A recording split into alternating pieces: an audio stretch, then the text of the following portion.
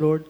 Mga minamahal, papasalamat din ako sa mahal na Panginoon dahil kakahabagan lamang niya, mahal na Panginoon, dahil sa aking pag-aalay na pag-aayuno, naka 5 days din ako kahabagan lamang taglay Praise the kong Lord. kalakasan. Amen. Hallelujah, praise the Lord.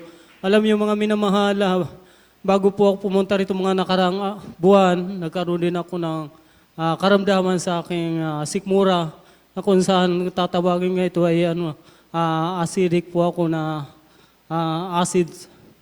Mayroon pa akong gano'n na karamdaman at mayroon na rin naging ulcer na rin ito mga minamahal kasi sabi ng doktor, huwag daw ako magpabaya ng pagkain, dapat di ako magutuman. Alam niyo mga minamahal, marami rin isita sa akin na gamot ng doktor, balit hindi ko ito ininom, tinapon ko itong gamot na ito, nanampalataya ako sa mahal na Panginoon. Alam ko, totoo ang Diyos natin nagpapagaling. Alam niyo mga minamahal, sa pag-aayuno ko mga minamahal, hindi ko man lang naramdaman ang karamdaman na ito. Totoo po na pinagaling ako ng mahal na Panginoon Kristo. Hallelujah, praise the Lord. Praise the Lord. Mga minamahal, hallelujah, purihin ka mahal na Panginoon at patuloy ko mga minamahal pasalamatan sa mga hindi pa nakakaalam ng mga patutuo ko, sa mga baguhan, mga minamahal, totoo ang Diyos sa gawain ito. Bakit mga minamahal? Dahil sa aking bilabid nanay na nagkaroon na ito ng karamdaman na sakit sa puso na kung saan habol ang kanyang hininga, mayroon itong tubig na sa baga at mayroon itong rayuma, mayroon itong high blood, mga minamahal, sa diabetes, lubabo na ang kanyang mata at hindi na ito nakakilala ng tao, umurong ng kanyang dila dahil sa kanyang karamdaman. Galing na po ito ng hospital, mga minamahal, linabas na, nakaswiro na lang, nag-aantay ng kung kailan siya kunin ng mahal na Panginoon kasi sabi ng aking kapatid, tumawag po sa akin, Kuya, umuwi na pa kayo kasi habang buhay pa sing nanay, maging ang tiyuin kong kapatid ng aking nanay, gano'n na rin, pinapauwi na kami hanggang sa magagalit na ito sa akin. Sabi ko, Tiyo, wala tayong magagawa kung yung kalooban ng mahal na Panginoon kung kunin ang buhay natin. Wala tayong magagawa. Subalit, totoo ang mahal na Panginoon. Sabi ko, manalangin tayo, maghihimala ang mahal na Panginoon. Alam niyo mga minamahal, back up prayer kami sa main church, gano'n na rin po mga minamahal, habang nagpupuri kami sa bahay ni Lihans ko yung picture ng aking bilabid nanay. At kahabagan ng Panginoon, napuntahan ito ng mga manggagawa sa aming lugar ng Dakong Masbati na napag-pray ng 2 bisis mga minamahal. Alam nyo, grabe talaga, napakahimala ng mahal na Panginoon. Hallelujah, makapangyarihan talaga siya mga minamahal. Dahil ang aking bilabid nanay na hindi na ito bedridden na sa bahay, nag-aantay lang ng kamatayan. Alam nyo, habang tumawag ang aking kapatid mula nung nailihans, mga ilang araw tumawag ang kapatid, sabi ng aking kapatid, Kuya, si nanay nakakain na ito unti-unti. Purihin ang mahal na Panginoon, napakabuti niya. Dahil hanggang sa ngayon, mga minamahal, malakas ito mga minamahal, nakapaglaban ng kanyang damit, na sa kabila ng kanyang edad na 83 years old na mga minamahal. Kabagan lamang talaga ng mahal na Panginoon. Hallelujah. Alam niyo mga minamahal, pasalamatan ko rin ang mahal na Panginoon dahil sa aksidente sa aking malana kung saan panahon na yan, 2 taong gulang, hindi ako magkakamali mga minamahal. Ang aking mga beloved wife, nasa tindahan ito ng panahon na yan. Ang aking beloved wife, naglalaro ito sa sala namin. Hindi akalain ng aking beloved wife na pumunta pala ng aking anak sa daang kusina, mga minamahal, na kung saan ang sundrox na sa baba lang na ilagay.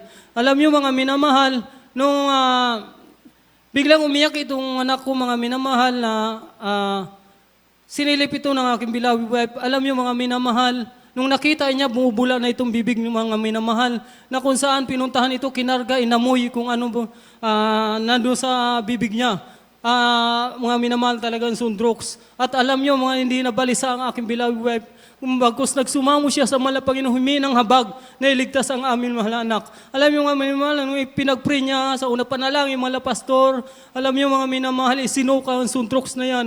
Hanggang sa patuloy na numbalik yung dati niyang minamahal na mutla na ito, nanumbalik muli sa dati niyang ayos mga minamahal. Napakabuti ng mahal na Panginoon.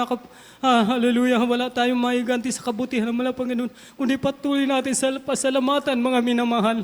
Alam niyo mga minamahal, ganoon na rin po na sa mga aksidente rin po ako sa aking trabaho mga minamahal, kung saan, alam niyo mga minamahal, inutusan kami ng aking boss na puntahan namin yung unit na ito kasi Alam niyo mga minamahal, babagsak ng kisame. Kung saan pinuntahan nga namin mga minamahal na kung saan nakita ko at nagbutas nga ako sa tapat na yon. Nagbutas ako na kasya lang yung tao, mga minamahal. Na, sa aking pagbukas at nabuksan ko na hindi ko masilip ang taas mga minamahal ng kisame dahil kay puro ducting ito mga minamahal.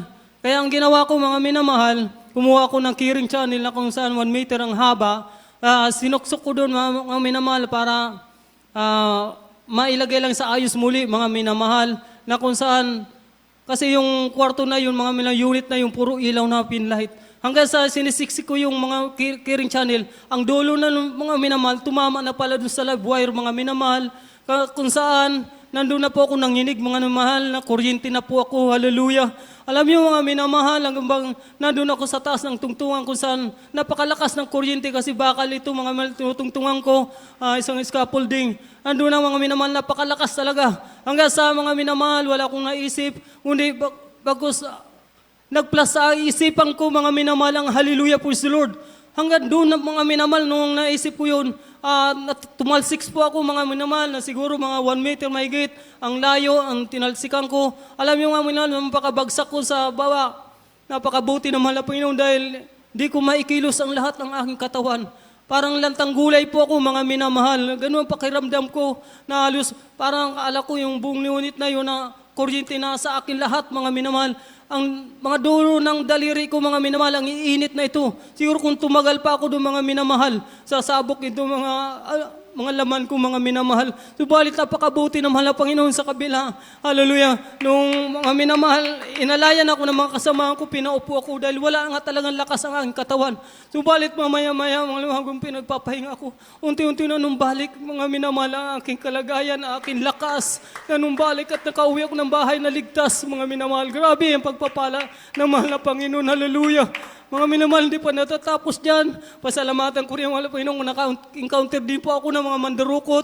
Hadako ng Cubao, mga minamahal, kung saan araw ng linggo ito patungo kami ng pamilya ko sa gawain ng mga minamahal na habang binabaybay namin EDSA, pagbaba namin ng Cubao na galing ng bus, may bag ako sa likod, nakasukbit mga minamahal, at ang aking anak, karga-karga ko ito na 1 taong gulang. Alam niyo mga minamahal, habang naglalakad kami pabangkita, di ko akalain ito mga minamahal na mayroon pala itong may nakasunod sa akin ng mga durukot. Na kung saan mga minamahal na habang naglalakad kami, maya-maya na malayan ko mga minamahal, nabigatan ako sa akin likod. Nung paglingon ko mga minamahal, ito ay may tao. Balit mga minamahal, pagharap ko sa kanya, nagtataka ko bakit hindi tumakbo ito. At alam niyo mga minamahal, nahawakan ko ang kanyang kamay na isa. Alam niyo mga minamahal, habang naghawakan kami, yung isa niyang kamay, may dinukot niya sa kanyang bag. Nagulat po ako mga minamahal dahil mabilis ang pangyayari talaga. Dahil yung cellphone ko nandun na pala sa kanyang bag. Inaabot na sa akin, sabi niya, cellphone mo ba ito? Sa iyo na. Halaya, purihin ang Panginoon sa kapangyarihan ng Panginoon. Wala tayong masasabi kundi purihin ka, Panginoon, sa iyong kamangha-manghang gawa sa aming buhay. Hallelujah. Kaya ang lahat ng kapurihan pasalamat para lamang sa pinakamamahal na Panginoon.